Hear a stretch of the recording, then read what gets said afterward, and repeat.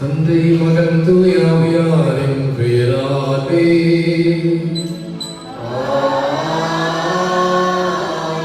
ஆண்டவராகிய இயேசு கிறிஸ்துவினருடன் கடவுளின் அன்பும் தூய ஆவியானவரின் நட்புறவும் உங்கள் அனைவரோடும் இருப்பதாக.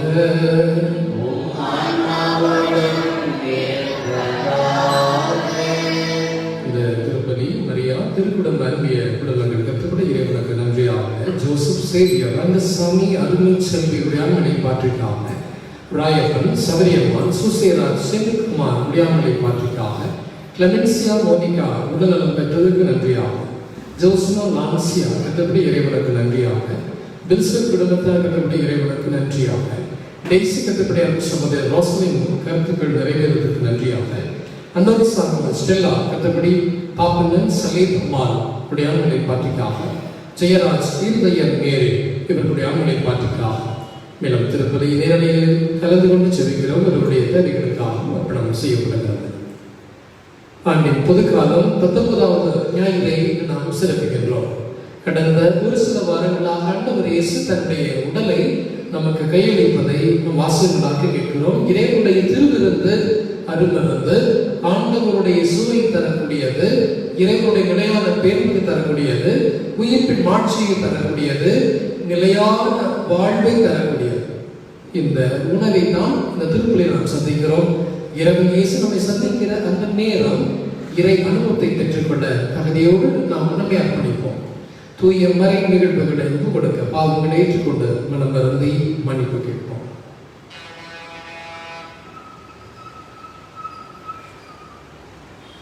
இல்லாமல்ல இறைவரிடமும்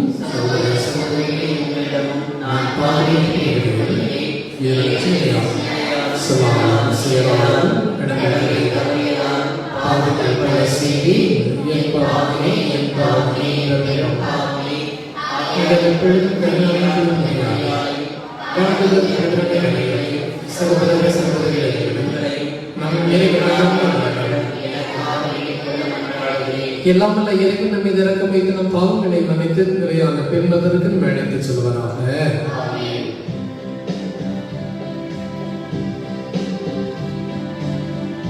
எல்லாரும் சேர்ந்து பாடுங்க. ஆண்டவரே இரக்கமாயிரும், ஆண்டவரே இரக்கமாயிரும், கிறிஸ்துவே இரக்கமாயிரும், கிறிஸ்துவே இரக்கமாயிரும், ஆண்டவரே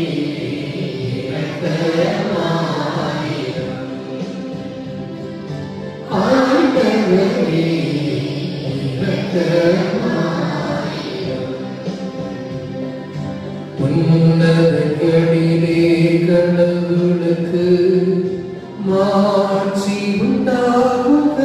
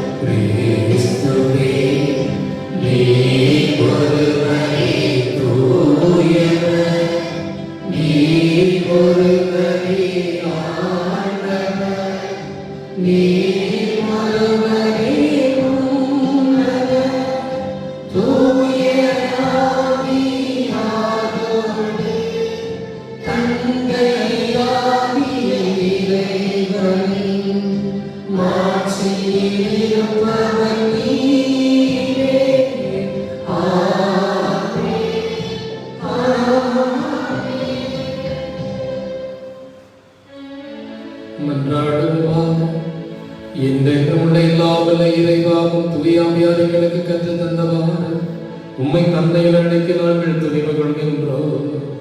நீர் வாக்களித்த உரிமை பேராத விண்ணக வீட்டுக்கு நாங்கள் வந்து சேரும்படி நீர் தெரிந்து கொண்ட மக்களுக்குரிய மனப்பான்மைகளை எங்களில் பொழிந்தருள்வீராக. ஆண்டவராகிய கிறிஸ்து வழியாக உம்மை மன்றாடுகிறோம்.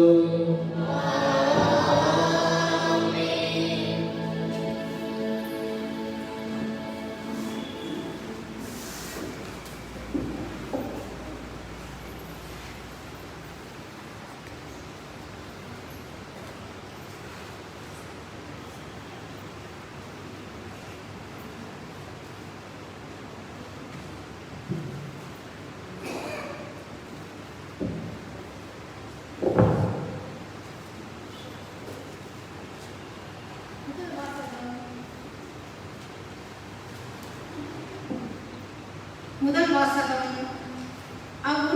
அவ்வுணவினால் வலிமை அடைந்த எலியா 40 பகலும் 40 இரவும் நடந்து ஓரேபு என்ற கடவுளின் மலையை அடைந்தார். அரசர்கள் முதல் நூலிலிருந்து வாசகம். 19ஆம் அதிகாரம் 4 முதல் 8 முடிய இறை வார்த்தைகள். அந்நாட்களில் எலியா பாலைவனத்தில் ஒரு நாள் முழுவதும் பயணம் செய்தார். அங்கே ஒரு சூறை செடியின் அடியில் அமர்ந்து கொண்டு தாம் சாக வேண்டும் என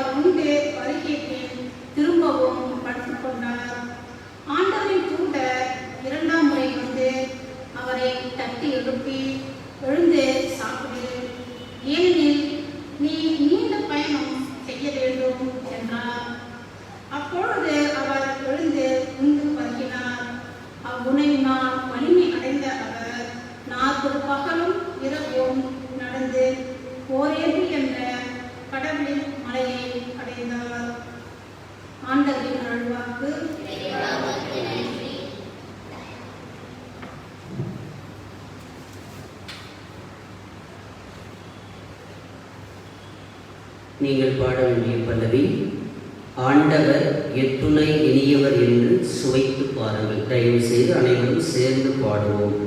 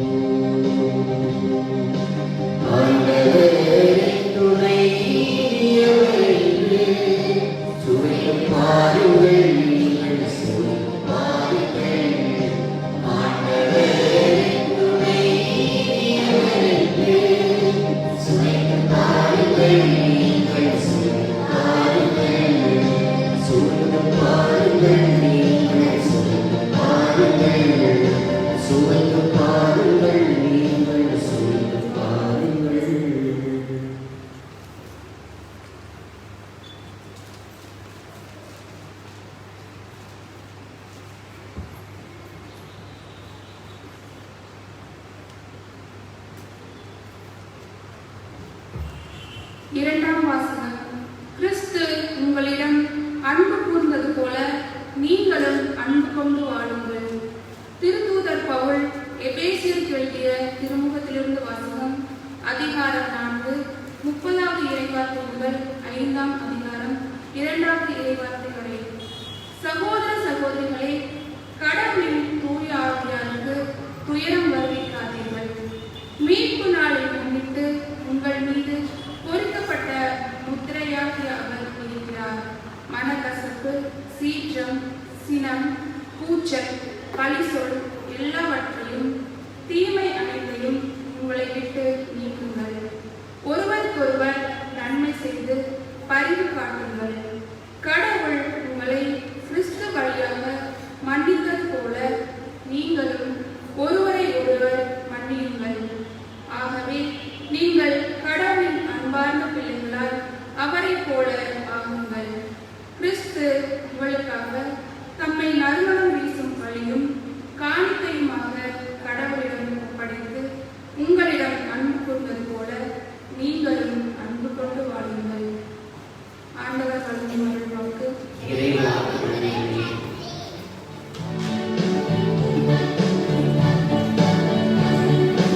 Hallelujah, hallelujah, hallelujah. Hallelujah, hallelujah. Hallelujah, hallelujah, hallelujah. Hallelujah, hallelujah. விண்ணகத்திலிருந்து இறங்கி வந்த வாழ்வு தரும் உணவு நானே. இந்த உணவை எவராவது உண்டால் அவர் என்றுமே வாழ்வார். Hallelujah, hallelujah, hallelujah, hallelujah, hallelujah, hallelujah, hallelujah, hallelujah. ஆண்டவர் உங்களோடு இருப்பாராக.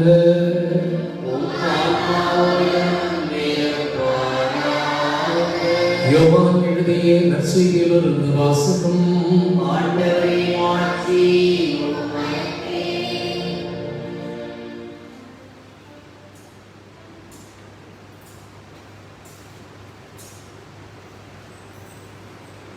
யோவான் நற்செய்தி பிரிவு 6 இறை வார்த்தைகள் 41 51 வரை.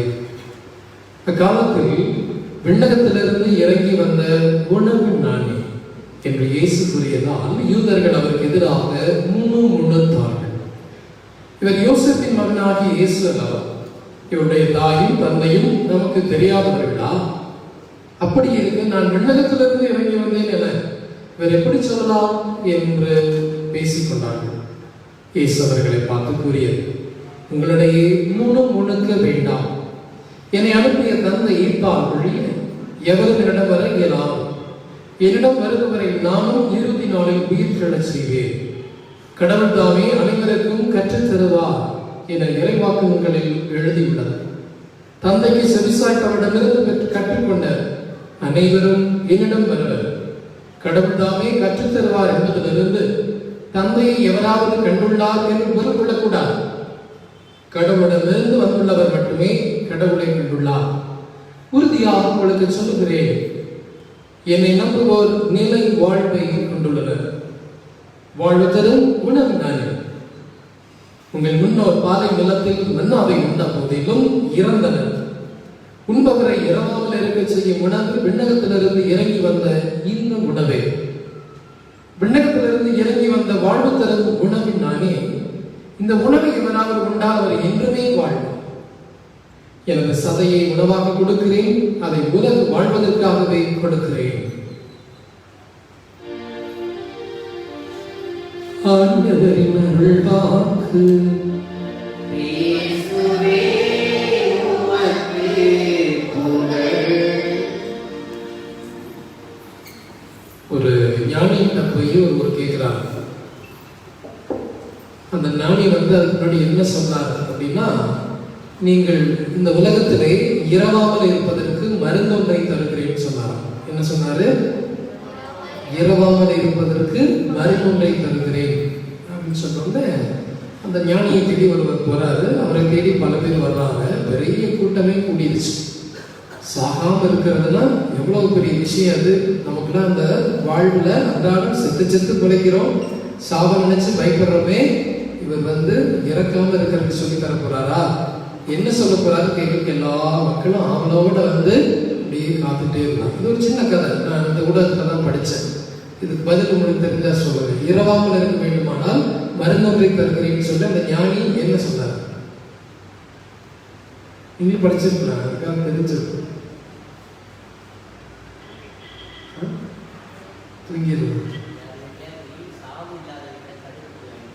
ஐயா, சாவு இல்லாத வீட்டுல கடுகு வாங்கிட்டு வா அப்படின்னு சொன்னாரா? சரி, அது ஒரு கதை. அதை விட இன்னும் சற்று அவர் சொன்ன பதில் இன்னும் சற்று நல்லாவே இருந்துச்சு. இரவாமல் இருக்க வேண்டுமானால் மருந்தொன்றை தருகிறேன் அப்படின்னு சொன்னார். கடைசியில் வந்து எல்லாரும் கேட்டாங்க, என்ன மருந்துன்னா ஒரே ஒரு சொல் தான். ஆச்சரியம், ஒரே சொல்லலையா? என்னங்க அப்படி மருந்து, தயவு செஞ்சு சொல்லி கொடுக்க சொன்னாங்க. அதுக்கு நீ பிறவாமல் இருக்க வேண்டும். அப்ப எந்த மனிதன் பிறந்தானோ அந்த மனிதனுடைய இறப்பு நாள் குறிக்கப்பட்டு விட்டது. யாருக்கு தெரியும் என்னைக்கு போய் சேருவோம்?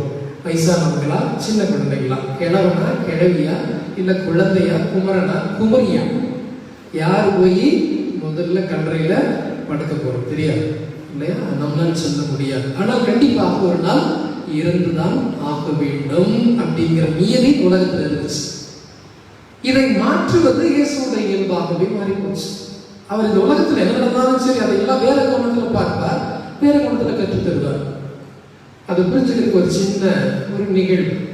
நான் ஒரு நாய் வளர்க்குற ஜெர்மன் ஷெப்பர்ட் நீங்க பார்த்துருக்கலாம். அதுக்கு வந்து நிறைய சாப்பாடு போடுவாங்க. ஊட்டச்சத்து மிக்க, புரதச்சத்து மிக்க முட்டை.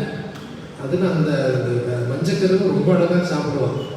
அப்புறம் ஈத்தாப்புலேயே வெட்டுற அந்த பெரிய ஆட்டுக்கறி, பெரிய ஆட்டுக்கறியோடைய எலும்பு 2 நிமிஷம் தான் நம்ம வாய்க்குள்ள போயிடும். நேரத்துக்கு நேரம் பால் சோறு, கிடைச்ச போல தயிர் சோறு, எப்போ வேணாலும் கறி சோறு, அப்படி இஷ்டத்துக்கு சாப்பிடும். நிறைய மக்கள் நீங்களாம் கொடுக்கறது தான். என்ன பண்ணுறதுனா அது வந்து நல்லா சாப்பிடும். நம்ம நினைச்சுக்கிறோம் அது நல்லா நல்லா குடுன்னு குண்டா இருக்கும். ஒரே ஒரு வயசு தான் ஆச்சு, ஆனால் நம்மளால தூக்க முடியாது. சின்ன குழந்தை நானே தூக்கி கொஞ்சி விளையாண்டதெல்லாம் உண்டு. இப்போ அதை தூக்க முடியல, பிடிக்க கூட முடியும், எடுத்துட்டு போகுது. அவ்வளவு போட்டாலும் சில சமயத்தில் வெளியில போய் அப்படியே உருண்டு பிறண்டு அதுக்குன்னு ஒரு சில வேலைகளை செய்யுது. குறிப்பா நம்ம கொடுக்காத ஒண்ணு அதை சாப்பிடுது. என்ன சாப்பிடுது? அருகம்புல் சாப்பிடுது. பார்த்துருப்பீங்க நினைக்கிறேன். ஒரு சில நாய்கள் வெளியில போனா அருகம்புல் சாப்பிடுது. ஏன் சாப்பிடுதுங்க? வயிற்றுக்குள்ள வேண்டாத ஏதாவது இருக்குதா, கழிவுகள் வெளியேறாம இருக்குதா அப்படின்னா அந்த நாய்க்கு தெரியுதுங்க. இந்த பெரிய மனுஷனுக்கு தெரியாத, ஆறறிவுள்ள மனுஷனுக்கு தெரியாத விஷயத்த அந்த 5 அறிவு பிராணி சொல்லி கொடுக்குது. என்ன? வயிற்றுக்குள்ள ஏதாவது வந்து உள்ள கடமுச்சுன்னு கடமுடன் பண்ணுதுன்னா வெளியில போனீங்கன்னா கசப்பு சாப்பிடணும். என்ன சாப்பிடணும்? அதான் நம்ம மாத்திரையா சாப்பிடுறோம். அது இயற்கையாலேயே இப்போ இருக்கிற நறுகுள்ள எடுத்து அப்படியே சாப்பிடுது. அது அடுத்த நாள்ல கழிவு வெளியேறுது. அப்ப அந்த கழிவுங்கிறது எங்க இருக்கிறது? வெளியிலேயா உள்ளையா? நம்ம என்னதான் அழகழகான உணவை படைச்சு போட்டாலும் அதை சாப்பிட்டு வெளியில கிடைக்கிறது அருகமுள்ள சாப்பிட்டா தான் ஒரு திருப்தி இல்லையா? அப்ப உடம்புல நல்ல விஷயங்களை நம்ம கொடுக்கறப்ப கெட்ட விஷயம் கூடவே சேர்ந்துக்குது. எத்தனையோ நல்லது கொடுத்தாலும் கெட்டது சேர்ந்துக்குது. கழிவின் ஏற்படமாக உடல் மாறி விடுகிறது இல்லையா?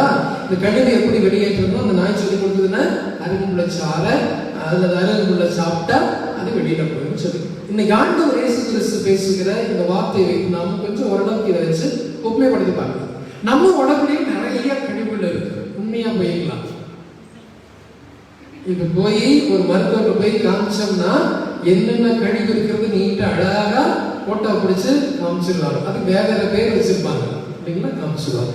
மனசுல கழிவு இருக்கா? இருக்கா இல்லைங்களா? யாருக்காவது கழிவே இல்லைன்னு சொல்ல முடியுமா?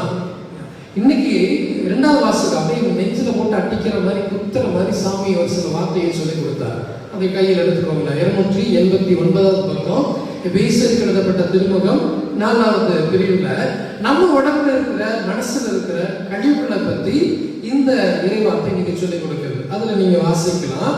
முதல் 4வது பிரிவுல 31வது வசனத்துல முதல் வார்த்தை வாசிங்க. என்ன இருக்குங்க? மனக்கசப்புனா என்ன?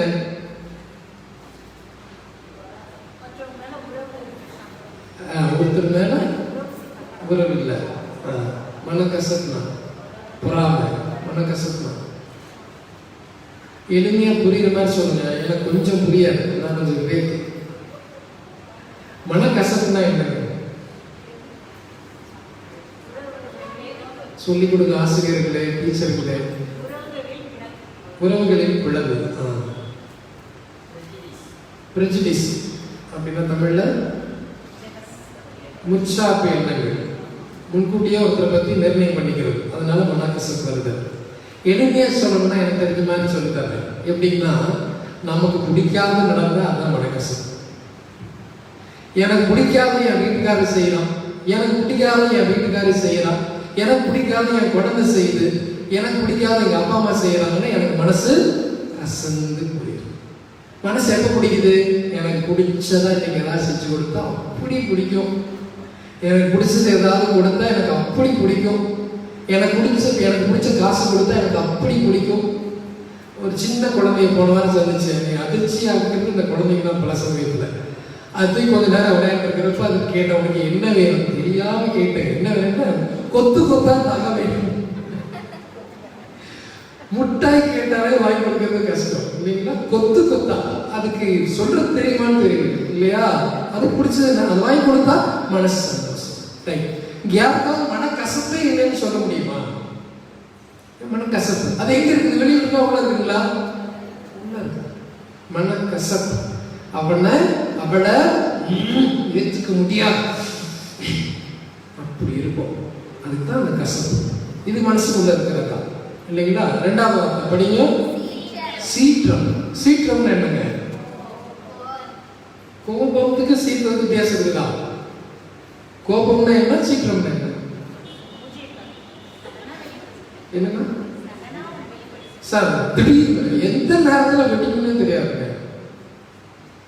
இந்த ஒரு சில சமயத்தில் ஒரு சிலர் பார்க்கலாம், நல்லா பேசி சந்தோஷமா இருப்பாங்க, திடீர்னு கோபப்படுவாங்க, சீருவாங்க. அது எப்படி புரிஞ்சுக்கலாம்னா இந்த பாம்பு புத்தகத்தில் கைவிட்டு பார்த்தோம்னா தெரிஞ்சுக்கலாம். எப்படி சீருதல் அப்படிங்கிறத அது நமக்கு சொல்லிக் கொடுக்கும். இது போல ஒரு சில நேரங்கள், நிமிடங்கள் நம்முடைய வாழ்க்கையில் நடக்கும். சீற்றம், சட்டென்று கோபப்படுவது, கொப்பளிப்பு. இது எங்கிருந்து விளைவு வருதுங்களா? மனசுக்குள்ள. யாராவது இங்க நான் என்னையும் சேர்த்துக்கிறேங்க, என்னையும் சேர்த்துக்கிறேன், எனக்கு இது ஒரு பெரிய பிரச்சனை, இது ஒரு பிரச்சனை தான், பாவம் தான். சீற்றம் இல்லாத நபர்கள் நீங்க யாராவது இருக்கீங்களா? இதுவரையும் சாமி இடியோ இருந்தாலும் சரி நான் தட்ட முடியாது, நான் ஒண்ணுமே சொல்ல மாட்டேன், அப்படியே அமைதியா இருப்பேன். அப்படி இருக்க முடியுமா? மனுஷனா இருந்தா சீற்றம் வேணுங்க. பக்கத்துல பாருங்க எத்தனை பேர் சீற்றத்தோட இருக்கிறோம், அமைதியா உட்காந்துருக்காங்க. எல்லாருக்கும் இந்த பிரச்சனை இருக்கு. மனசு, உடம்பு கசுவது. அதுக்கு அடுத்தது இல்லைங்க சினம். அது கூடவே சேர்த்து வருது பாருங்க. சீற்றம், சினம். சினம்னா என்ன? கோபம். கோபம் ஏன் வருது? கோபம்னா என்ன? நிறைய பேர் தெரியாது, சொல்லிக் கொடுக்கல. கோபம்னா என்ன?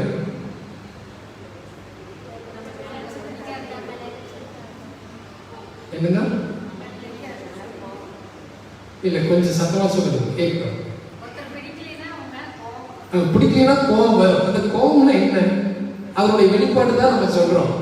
வெளிப்பாடு எப்படி இருக்கும்? கோபம் எப்படி தானே வெளிப்படுத்துது? உள்ளுக்குள்ள யாரும் நம்ம உடம்புக்குள்ள கொளுத்தி போட்டா கத்த கத்த கத்த கத்தன்னு கொதிக்குது. என்ன கொதிக்குது உள்ளுக்குள்ள? இல்ல உள்ளுக்குள்ள கொதிக்குது இல்ல, எது கொதிக்குது? ரத்தம். ரத்தம் கொதிக்குது இல்லையா? தலைமுறை கொதிக்குது. யாரும் அதை வந்து அப்படி கொளுத்தி போயிட்டே இருந்தாங்க பாட்டு. சமீபத்துல ஒரு உரையை படிச்சு ரொம்ப நகைச்சுவையாக இருந்தது. சினம் தவிர்த்தல் எப்படி அப்படின்னு. நான் சில சமயத்தில் அந்த மாதிரி வகுப்புகளை எல்லாம் சந்திப்பது உண்டு. சினம் தவிர்த்தல், கோபம் தவிர்த்தல் எப்படி. அதுல ஒருத்தர் ஒரு கதையை சொன்னார். ஒரு முறை ஒரு நபர் ஏர்போர்ட்ல பயணம் செய்வதற்காக செல்லுகிறார். ஏர்போர்ட்டுக்குள்ள போயிடுறாரு. உள்ள போனோம்னா கவுண்டர்ல ஒரு நபர் நிற்கிறார்.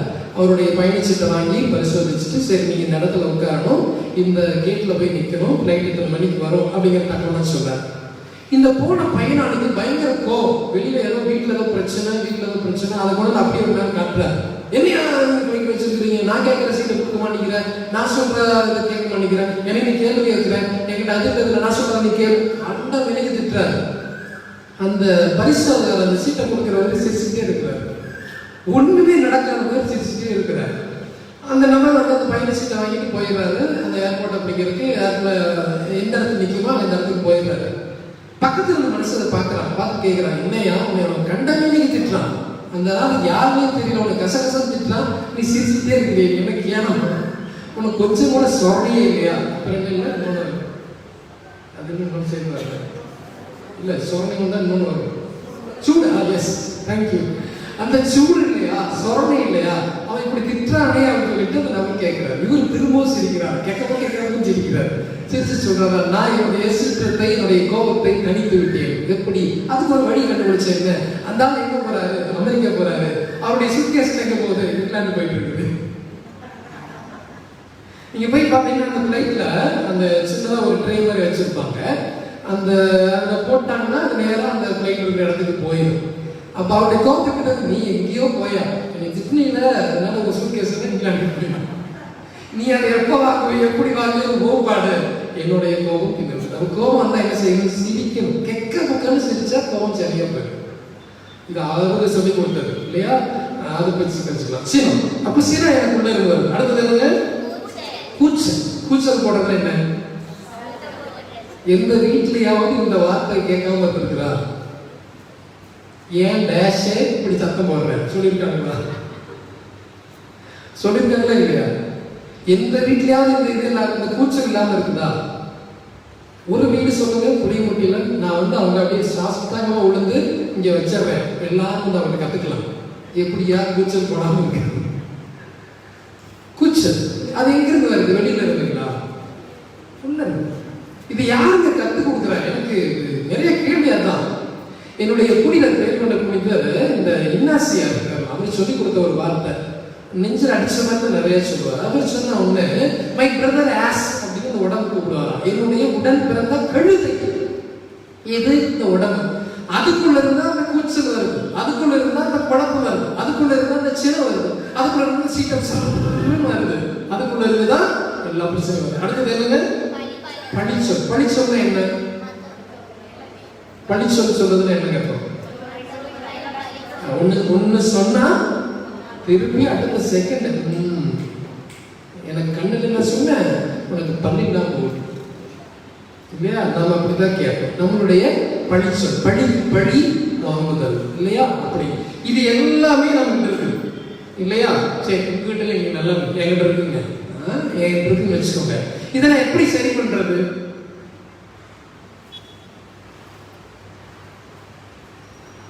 சொல்லி கொடுங்க. உங்க ஊர்ல சாமியெல்லாம் வாடுது, இது எப்படி சரி பண்றது? உங்களால முடியுமா? என்னால முடியுமா? முடிஞ்சா ஏன் இந்த பிரச்சனை இருக்குது? ஏன் கூச்சல் வருது? ஏன் குழப்பம் வருது? ஏன் சீற்றம் வருது? ஏன் சினம் வருது? ஏன் தீமை செய்கிறோம்? நமக்குலாம் அறிவுங்க நல்லா தெரியுது. இது எல்லாமே பிரச்சனையும் தெரியுது, இதெல்லாம் பாவம் தெரியுது. தெரிந்தும் அறிந்தும் செய்து கொண்டே இருக்கிறோமே. ஏன் நம்மால் தவிர்க்க முடியவில்லை? ஆனா என்ன சொல்லி தருது? இந்த மாதிரி தீமை எல்லாவற்றையும் உங்களை விட்டு, சத்தமா சொல்லுங்க, எதெல்லாம் உங்களை விட்டு நீக்க சொல்லியிருக்காங்க இறைவார்த்தை? முதல் வார்த்தை சொல்லுங்க, மனக்கசப்பை நீக்குங்க. சீக்கிரத்தை நீக்குங்க, சினத்தை நீக்குங்க, கூச்சலை நீக்குங்க, பழி சொல்ல நீக்குங்க. 5 நீக்குன்னு சொல்லி இறைவார்த்தை சொல்லி தருது. அப்படி பக்கத்துல பார்த்து இந்த வார்த்தை சொல்லுங்க, நஞ்சு நீக்குங்க அப்படின்னு சும்மா சொல்லுங்க. சொல்லுங்க, பக்கத்துல சொல்லுங்க. இனிமேல் நீங்க கோவப்படாதீங்க, சீக்கிரம் விடாதீங்க சொல்லி பாருங்க. அவங்க ஏத்துக்கிறாங்களா, சிரிக்கிறாங்களா? இறைவார்த்தை என்ன நம்ம செய்ய முடியாததான் சொல்லி கொடுக்குதா அப்படின்னா, மிக அழகாக இந்த பௌரணிகா சொல்லியிருக்காரு. ரொம்ப பிடிச்சது இது ஒண்ணுங்க. அடுத்த வார்த்தை படிங்க, இதை சொல்லி தருவார். எப்படி நம்ம இந்த பிரச்சனையை மேற்கொள்வது, எப்படி வெளியில வர்றது? எனக்கு உங்களுக்கு தெரியாம இருக்கலாம், இறைவார்த்தை சொல்லி தருகிறது. அடுத்த வார்த்தை வாசிங்க. ஒருவருக்கொருவர் நன்மை செய்து. என்ன செய்ய சொல்லியிருக்கு? சத்தமா சொல்லுங்க, நல்ல சத்தமா சொல்லுங்க. நன்மை செய்யுங்கள். சினம், சீற்றம், பழிச்சொல், மனக்கசப்பு, தீமை, இதெல்லாம் இருக்குதா? இருக்குதுங்க. அதை எப்படி எதிர்கொள்றது எனக்கு தெரியலங்க. ஆனா இறைவார்த்தை சொல்லி தருது எப்படி நன்மை செய்யுங்கள். இப்ப நீங்களே சொல்லுங்க பார்க்கலாம், சீற்றத்துக்கு எதிரான நன்மை என்ன?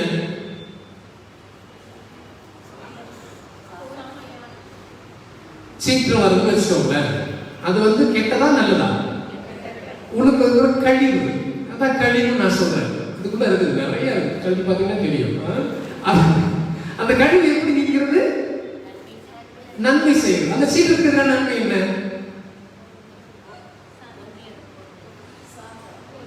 எருமை,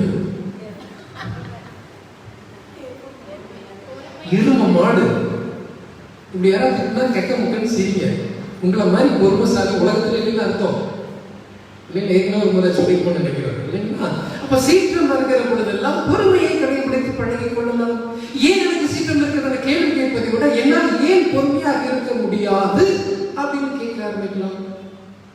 இது கஷ்டமா ஈஸிங்களா?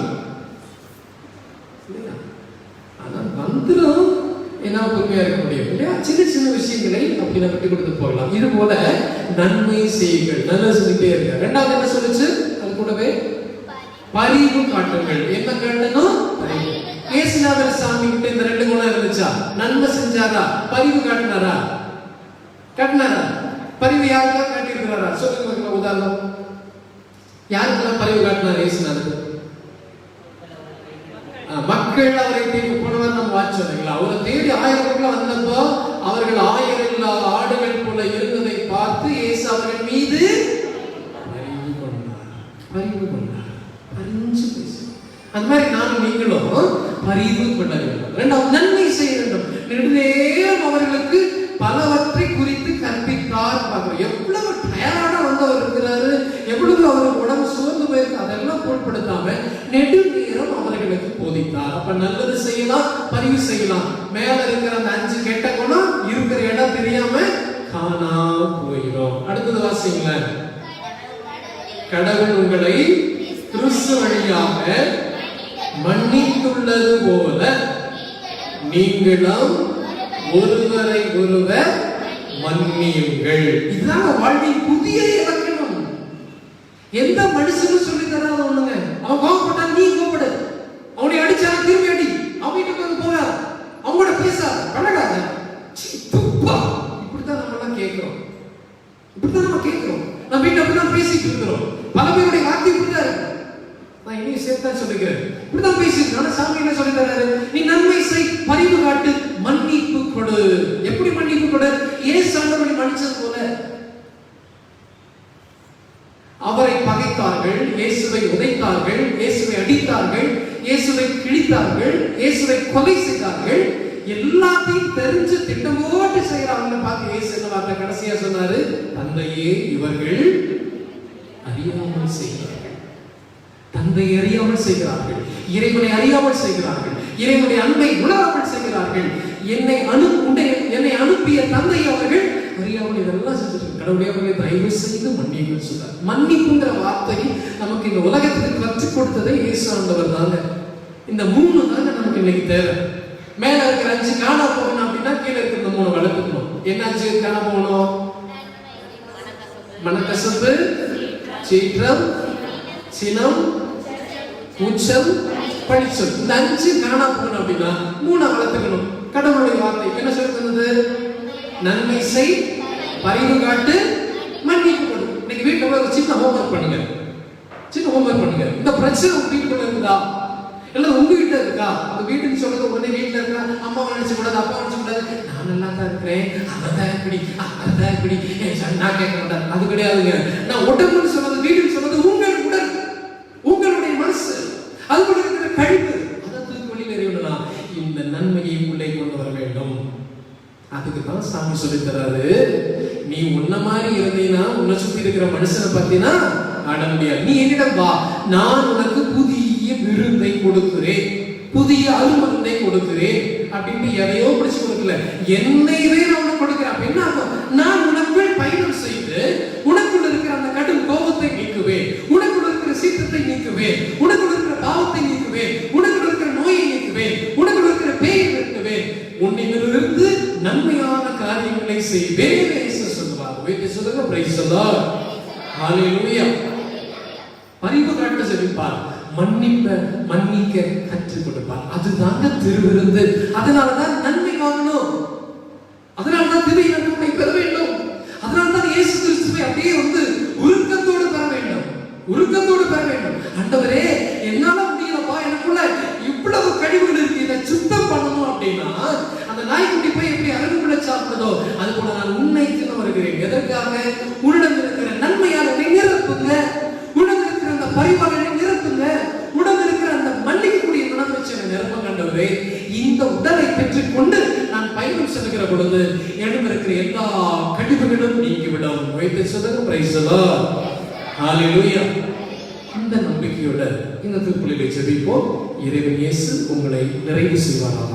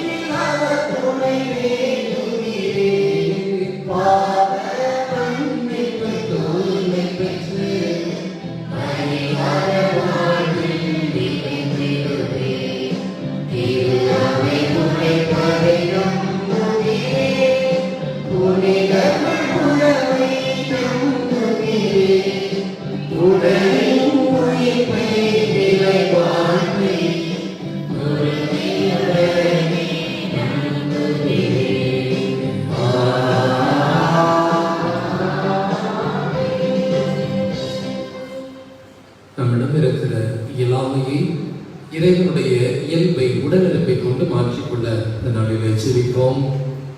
நற்கருணை வீற்றிருக்கும் என் இறைவா, எம் திரு அவையை வழிநடத்தும் எம் திருத்தந்தை, ஆயர்கள், குருக்கள், துறவரத்தார் அனைவரையும் நிறைவாக ஆசீர்வதியும். வானக உணவாகிய உம்மால் ஊட்டம் பெறும் இவர்கள் தங்களிடம் ஒப்படைக்கப்பட்ட மக்களின் ஆன்ம தேவைகளை காலத்தின் சூழலுக்கேற்ப உம்மை நோக்கி வழிநடத்தும் ஆற்றலை இவர்களுக்கு தந்தள்ள வேண்டும் என்று இறைவா உம்மை மன்றாடுகின்றோம். ஞானத்தை அருளும் எம் இறைவா, எம் நாட்டு தலைவர்கள், அதிகாரிகள் அனைவரும் வாக்களித்த மக்களுக்கு தாங்கள் கடமைப்பட்டவர்கள் என்பதை உணர்ந்து மக்களை வளர்ச்சி பாதையில் நடத்தி செல்ல வேண்டும் என்று இறைவா உம்மை மன்றாடுகின்றோம். வாழ்வில் ஊற்றாம் என் இறைவா, பல்வேறு உடல் உள்ள நோய்களால் வாழும் ஒவ்வொருவரையும் உமது அருட்கரத்தினால் தொட்டு அவர்கள் நலப்பெற வேண்டும் என்றும், இந்த கொரோனா தொற்று முற்றிலும் ஒழிந்து நாங்கள் விரைவில் இயல்பு வாழ்வுக்கு திரும்ப அருள் புரிந்து வேண்டும் என்று உம்மை மன்றாடுகின்றோம். வாழ்வில் கொடையே இறைவா, என் பங்கு தந்தை, பங்கு மக்கள் நேரடியில் இத்திருப்பலியில் இணையும் அனைவரையும் ஆசீர்வதியும். ஒவ்வொரு நாளும் உமது பராமரிப்புக்கு எங்களை ஒப்படைக்கின்றோம். எங்கள் வாழ்வில் தேவையான நிம்மதி, மகிழ்வு கொண்ட சூழலை எங்களுக்கு தந்திட வேண்டும் என்று இறைவா உம்மை மன்றாடுகின்றோம். தனிப்பட்ட தேவைகளுக்காகவும் சில நாடுகள் ஜெபியுங்கள். அப்பா தந்தை, நீர் கொடுக்கிற இந்த ஆத்ம விருந்து ஆண்டவர் இயேசு கிறிஸ்துவுடைய அருமருந்தின் கொடை நற்கருணையை நாங்கள் உண்கிற பொழுதெல்லாம் மனித தன்மையிலிருந்து புனிதத்தை நோக்கி வளர்கிறோம். எங்களுடைய தீமையை களைந்து நன்மை செய்ய கற்றுக்கொள்கிறோம். பிறர் மீது அரக்க குணத்தை கொண்டவர்களாக இருப்பதிலிருந்து பரிவு கொண்ட குணத்தை பெற்றவர்களாக மாறுகிறோம். எங்களுடைய மிருக குணத்திலிருந்து மன்னிக்கக்கூடிய குணத்தை பெறுகிறோம். இந்த தெய்வீக திருவிருந்தை தந்ததற்காக நன்றி செலுத்துகிறோம். இந்த நாள் முழுவதும் வருகிற வாரத்திலும் இறைவா உடைய அருமருந்தால் திருவிருந்தால் தொடர்ந்து எங்களை நடத்த இறைவாட்டின் பிரசன்னத்தை காணும். உங்கள் ஆண்டவராகிய கிறிஸ்து வழியாக மன்றாடுகிறோம்.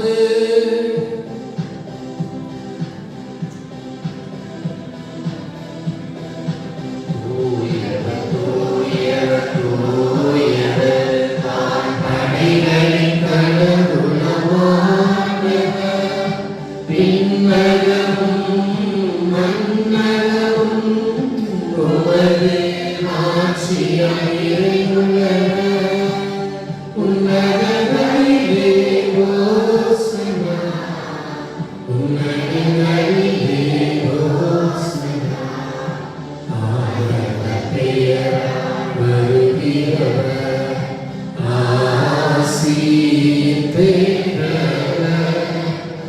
உன்னதங்களிலே ஓசன்னா, உன்னதங்களிலே ஓசன்னா. ஓசன்னா, ஓசன்னா, ஓசன்னா, ஓசன்னா. ஆண்டவரே, நீர் மெய்யாகவே தூயவர், தூய்மை அனைத்துக்கும் ஊற்று. ஆகவே உடைய ஆவியை குழந்தைக்கு அனைத்துகளை தூய்மைப்படுத்த வேண்டும். இவ்வாறு எங்கள் ஆண்டவர் இயேசு கிறிஸ்துவின் உடலும் இரத்தமுமாக எங்களுக்கு இவை மாறுபடவாகும். அவர் பாடுபட உடல் கனிந்து நம்மை கையளித்த போது அப்பத்தை எடுத்து நன்றி செலுத்தி அதை பெற்று தாம் சீடர்களுக்கு அழைத்து கூறியதாவது, அனைவரும் இதிலிருந்து பெற்று உண்ணுங்கள், ஏனெனில் இது உங்களுக்காக கையளிக்கப்படும் என் உடல்.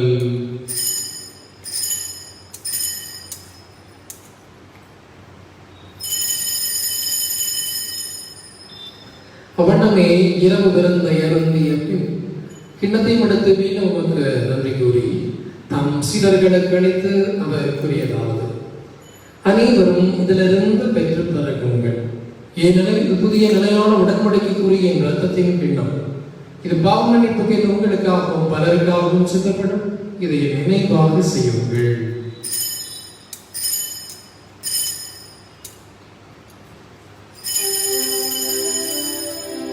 நம்பிக்கையின் மறைபொருள் உலகின் மீட்பரிங்களை மீட்டருளும் உமது சிலுவையினாலும் உயிர்ப்பினாலும் எங்களுக்கு அளித்தவர் நீரே. ஆகவே ஆண்டவரே, நாங்கள் கிறிஸ்துவின் இறப்பினை உயிர்ப்பனை என்னை கூர்ந்து வாழ்த்தல் கம்பத்தை மீட்படைக்கும் கிண்ணத்தை உங்களுக்கு கொடுக்கிறோம். தினமின்று மக்களுடைய முறையை தகுந்தவர்கள் எங்களை ஏற்றுக்கொண்டீர், எனவே மக்கள் நன்றி செலுத்துகிறோம். மேலும் கிறிஸ்து உடலில் ரத்தத்திலும் பங்கு கொள்ளும் மக்களை தூய ஆவியார் ஒன்று சேர்க்க வேண்டும் என நம்மை தாழ்மையுடன் என்றாடுகிறோம். ஆண்டவரே, உலகமெங்கும் பரவியிருக்கின்ற திரு அவை நினைவு வந்துள்ளோம். எங்கள் திருத்தந்தை பிரான்சிஸ், எங்கள் ஆயர்தாம் செந்தினாஸ், எல்லா திரு நிலையினராகிய அனைவரோடும் உமது திரு அவை அன்பில் நிறைவு பெறச் செய்கிறோம். மேலும் உயிர்த்தெழும் எதிர்நோக்குடன் துயில் கொள்ளும் எங்கள் சகோதரர் சகோதரிகளையும் இறந்தோர் அனைவரையும் இரக்கத்துடன் நினைவுகூறும் திருமக வழியினுள் ஏற்றருளும். எங்கள் மீதும் இரக்கமாயிரும். கடவுளின் கனித்தாயான புனித மரியா, அவருடைய கணவரான புனித யோசேப்பு, புனித திருத்தூதர்கள், இவ்வுலகில் உகந்தவராய் இருந்த புனிதர் அனைவருடனும் எங்கள் பாதுகாவலர் புனித அந்தோனியாருடனும் நாங்கள் நிலை வாழ்வில் பங்கு கொள்ளும் தகுதி பெற்று திருமகன் இயேசு கிறிஸ்து வழியா உம்மை புகழ்ந்து மரமருள மன்றாடுகிறோம். இவர் வழியாக இவரோடு இவரில் எல்லாம் வல்ல இறைவனாகிய தந்தையே, தூயாவியாரின் ஒன்றிற்கு எல்லா புகழும் ஆட்சியும் என்றென்றும் உமக்கு உரியதே.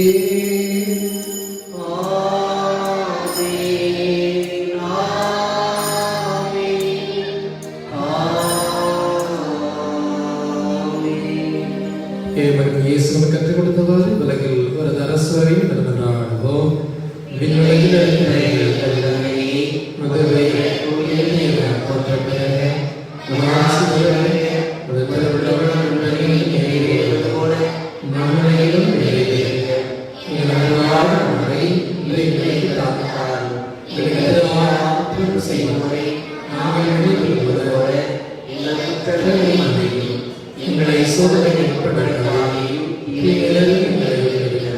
ஆண்டவரே, தீமை அனைத்திலும் எங்களை விடுவித்து எங்கள் வாழ்நாளில் அமைதியை கனிவுடன் உள்ளவை மன்றாடுகிறோம். உமது இரக்கத்தின் உதவியால் நாங்கள் பாவத்திலிருந்து இப்போது விடுதலை பெற்று யாதொரு கலக்கமின்றி நலமாயிருப்பவா நாங்கள் எதிர்நோக்கி இருக்கும் பேரின்பத்துக்காகவும் மீட்பராகிய இயேசு கிறிஸ்துவின் வருகைக்காகவும் காத்திருக்கின்றோம். ஆண்டவரே, இயேசு கிறிஸ்துவே, அமைதியை உங்களுக்கு விட்டுச் செல்கின்றேன், என் அமைதியை உங்களுக்கு அளிக்கிறேன். திருத்துதர்களுக்கு மொழிந்தீரே, எங்கள் பாவங்களை பாராமல் திரு அவையின் நம்பிக்கையை நோக்கி திருவிழத்திற்கு ஏற்பதற்கு அமைதியை ஒற்றுமை படைத்திருந்தீராக. என்னென்னும் வாழ்ந்தாட்சி செய்கின்றவர் நீரே. ஆண்டவருடைய அமைதி உங்களோட என்றும் இருப்பதாக. ஒருவருக்கொருவர் அமைதியை பகிர்ந்து கொள்வோம்.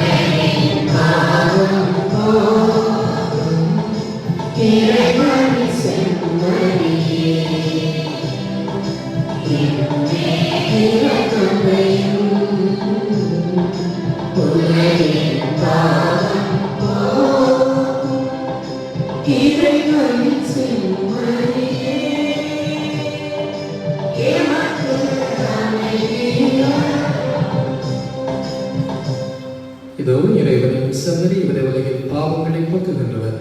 இந்த செம்மறியின் திருவிருந்தர் அழைப்பு பெற்றோர், பெயர் பெற்றோர்.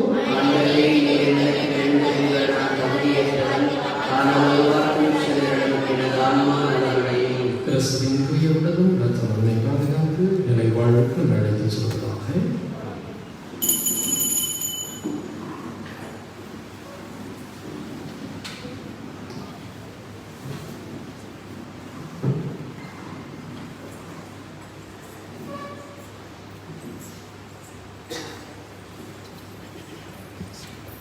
ஆமென்.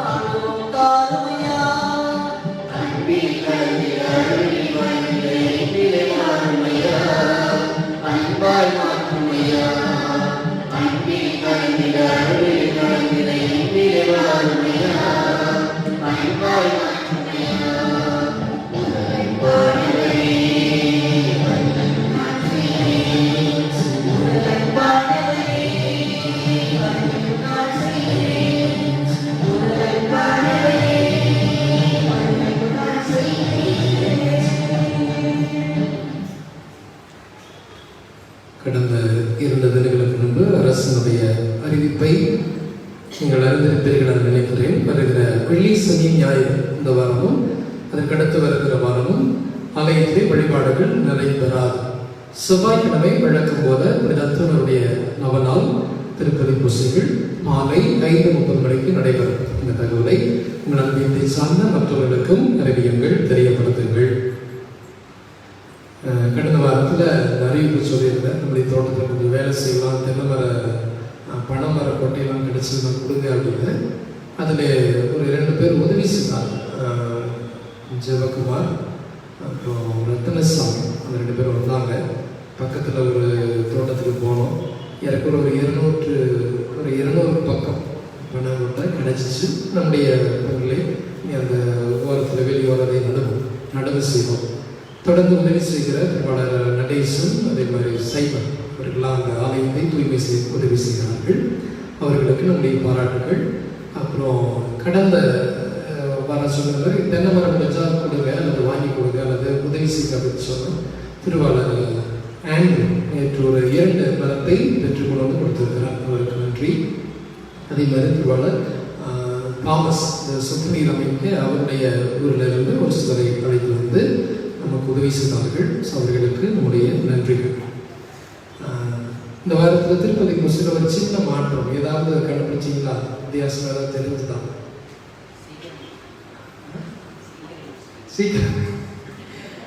சீக்கிரம் முடிச்சுக்கலாம். வழக்கம் இல்லை, இந்த எடுத்துக்கலாம். டேனியலுடைய ஒரு புதிய கண்டுபிடிப்பு 3 ட்ரிபிள் பேங்கோஸ்ன்னு சொல்லுவோம். அதை பெற்று வந்து பயிற்சி எடுத்து, முறையான பயிற்சி எடுத்து அதை அன்றைக்கி வாட்ஸ்அப் இல்லையா, நான் அதை கொஞ்சம் ரசித்து கேட்டிருந்தேன். நீங்களும் கவனிச்சிருக்கலாம். ஸோ டேனிக்கு நம்முடைய பாராட்டுகளையும் நன்றி. உங்கள் குழந்தைகள் போல இசைக்கருவிகள் வாசிக்க அவர்களுக்கு ஆர்வம் இருந்தால் நீங்கள் அனுப்பி வைக்கலாம், அப்படி கற்றுக்கலாம். இன்றைக்கி ஒரு இந்த குட்டி குழந்தைங்க நிறையா வர்றாங்க. இந்த கற்றுக்கொள்ளக்கூடிய ஆர்வம் இருப்பது கொரோனா ஒரு வகையில் நல்லது. இல்லைன்னா இதுங்களெல்லாம் பிடிக்கிறது கஷ்டம் இல்லைங்களா? ஸ்கூலு, ஹோம்ஒர்க்கு, டியூஷன் இப்படிலாம் சொல்லிட்டு இருப்பாங்க. இப்போ இவங்களாம் நமக்கு கொஞ்சம் கிடச்சிருக்கிறாங்க, அதுக்காக நன்றி செலுத்துவோம். செவ்வாய்க்கிழமை வழக்கம் போல மாலை 5:30 மணிக்கு திருப்பதி இங்கே நடைபெறும். நன்றி. வருடுவோம். புனித யோசிப்பு ஆண்டு இறைவேண்டல். மீட்பரின் பொறுப்பாளரை வாழ்க, பேர் பெற்ற கன்னிமரியாவின் துணைவரே, உம்மிடம் கடவுள் தம்முறை மகனை ஒப்படைத்தார். உம்மில் மரியா தம் பற்றுறுதியை வைத்தார். உம்முடன் கிறிஸ்து மனிதனானார். பேர் பெற்ற யோசேப்பே, உம்மை தந்தையாய் எமக்கும் காட்டும். வாழ்வின் பாதையில் என்னை வழி நடத்தும். அருளையும் இரக்கத்தையும் துணிவையும் எனக்கு பெற்றுத்தாரும். எல்லா வகை தீமையில் இருந்தும் என்னை பாதுகாத்தருளும். ஆமென். மன்றாடுவோமாக. ஆண்டவரே, நாங்கள் கொண்ட இந்த திருமணம் எங்களை உம்மோடு ஒன்றிணைக்க செய்து எங்களுக்கு மேம்படைப்பதாக. அது எங்களை மத உண்மையின் வழியிலே உறுதிப்படுத்துவதாக. எங்கள் ஆண்டவராகிய கிறிஸ்து வழியாக உம்மை மன்றாடுகிறோம்.